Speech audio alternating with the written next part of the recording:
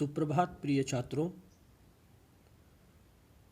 आइए आज हम इस ऑनलाइन कक्षा में प्रथमः पाठः शब्द परिचयः के बारे में जानेंगे।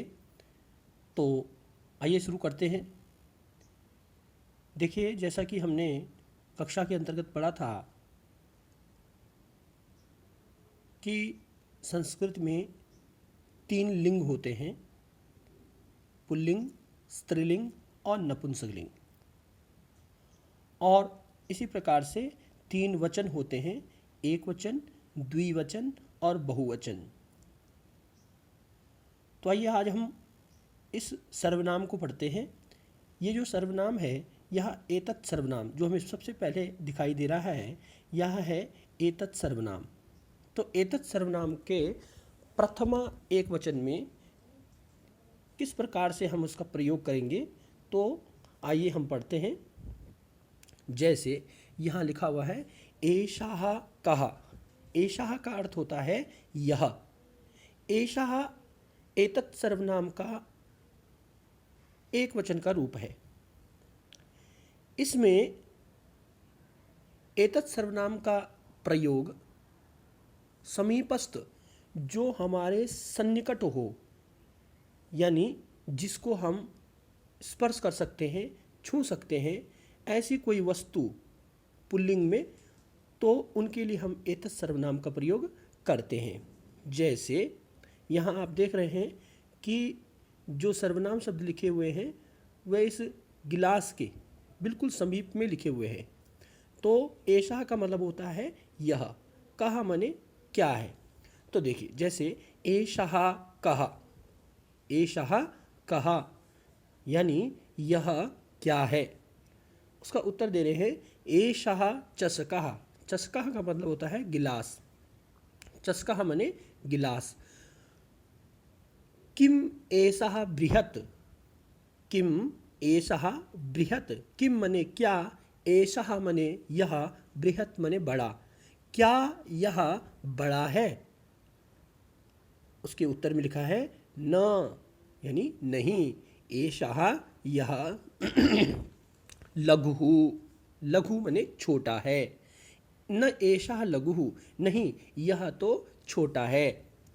तो इस प्रकार से जो समीपस्थ में हो, एक वचन में हो, उसके लिए हम एतत् सर्वनाम का एषः रूप प्रयोग करते हैं। कौन के लिए या क्या के लिए हम सर्वनाम में कह का प्रयोग करते हैं। आइए अगला देखते हैं। अगले उसमें ये जो सर्वनाम है यह तत्सर्वनाम है। जिस प्रकार से ऊपर हमने एतत् सर्वनाम पढ़ा, उसी प्रकार से यह भी तत्सर्वनाम है। किंतु जैसे एतत् सर्वनाम का प्रयोग हम समीपस्थ वस्तुओं के लिए करते हैं, उसी प्रकार से तत्सर्वनाम का प्रयोग हम दूरस्थ, हमसे कोई दूर जो वस्तु हो या व्यक्ति विशेष हो, तो उसके लिए हम करते हैं, उसके संकेत के लिए हम इसका प्रयोग करते हैं, जिसे हम छू नहीं सकते, जिसे हम केवल इशारों से बता सकते हैं। जैसे सह, यहाँ आप चित्र देख रहे हैं, यहाँ पर आपको कोई चित्र दिख रहा है और वो इन शब्दों से लिखा हुआ है, मतलब ऊपर की अपेक्षा वह दूर है, वो इसीलिए ताकि हम उसे समझ सकें। जैसे सह कह, यानी सह माने वह, कह माने कौन है, वह कौन है।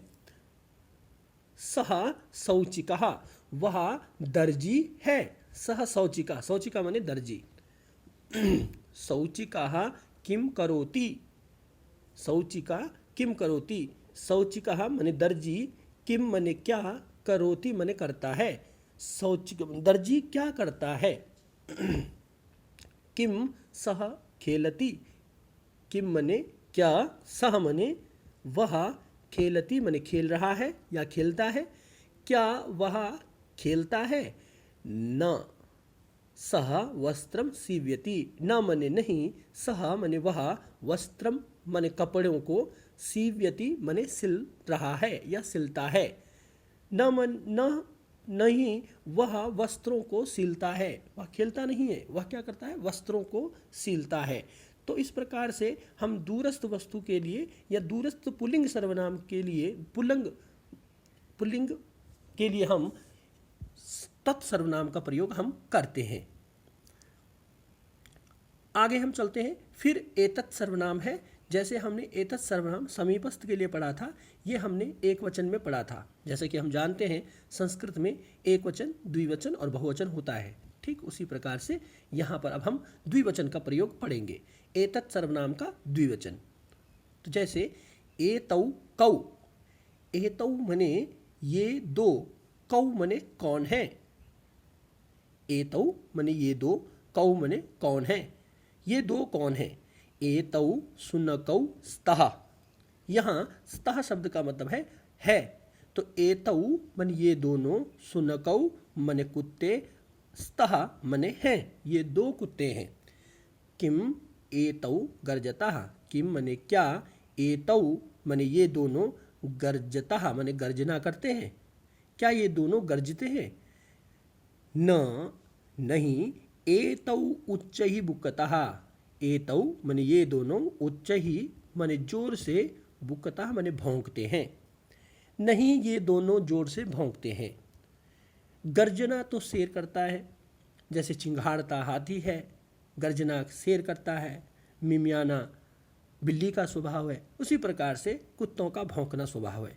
तो यहाँ ऐसे ही नहीं, एतौ चैः बुक्कतः, ये दोनों जोर से भौंकते हैं। अब यह एतत् सर्वनाम था। अब ठीक जैसे हमने तत्सर्वनाम का एक वचन में रूप पढ़ा है, ठीक उसी प्रकार से तत्सर्वनाम के द्विवचन में हम रूप पढ़ेंगे। जैसे यहाँ हम देख रहे हैं, कुछ चित्र सामने हैं, उनके बारे में लिखा है। तौ कौ, यानी तौ मने वे दो, कौ मने कौन है। तौ बलिवर्दौ स्तः। बलिवर्दौ मने होता है बैल। तो तौ मने वे दोनों, बलिवर्दौ दो बैल, स्तः मने हैं, वे दो बैल हैं। किम तौ धावतः। क्या वे दोनों बैल, धावतः मने दौड़ रहे हैं। न तौ क्षेत्रम कर्षतः। नहीं, तौ मने वे दोनों, क्षेत्रम मने खेत को, कर्षतः मने जोत रहे हैं। तो इस प्रकार से हमने तत्सर्वनाम का भी प्रयोग पढ़ा दूरस्थ के लिए। अब इसी प्रकार से हम अब एक वचन और द्विवचन में हमने दोनों का प्रयोग पढ़ा। अब हम बहुवचन में इसका प्रयोग पढ़ेंगे। एतत् सर्वनाम के बहुवचन में एते रूप बनता है। एते के मने क्या है, ये क्या है, इसके लिए हम पुल्लिंग सर्वनाम में के का प्रयोग करेंगे। तो एते के मने ये क्या हैं। एते स्यूताः सन्ति, ये सभी बैग हैं, ऐसा कहेंगे। फिर किम एते हरित वर्णः, क्या ये हरे रंग के हैं। नहीं, एते नीलवर्णाः सन्ति। तो नहीं मने नहीं, एते मने ये, नीलवर्णाः मने नीले रंग के, सन्ति मने हैं, ये नीले रंग के हैं। उसी प्रकार से जैसे दूरस्थ हमें दिखाई दे रहे हैं, ये वृद्ध यहाँ पर हमें दिखाई दे रहे हैं, तो उनको यहाँ तत्सर्वनाम का प्रयोग जब वो हमसे दूर हों तब हम क्या करेंगे, तब हम प्रयोग करते हैं ते के, मने वे कौन हैं। ते वृद्धाः सन्ति, वे वृद्धा मने बुजुर्ग या बूढ़े, सन्ति मने हैं, वे बूढ़े हैं, वे वृद्ध हैं। किम ते गायन्ति, क्या वे गा रहे हैं। किम मने क्या, ते मने वे, गायन्ति मने गा रहे हैं।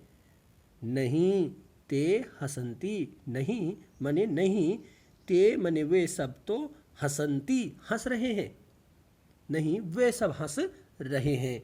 इस प्रकार से हमने एतत् और तत् सर्वनाम का प्रयोग हमने पढ़ा और इसको समझा कि किस प्रकार से हम इसका प्रयोग करेंगे।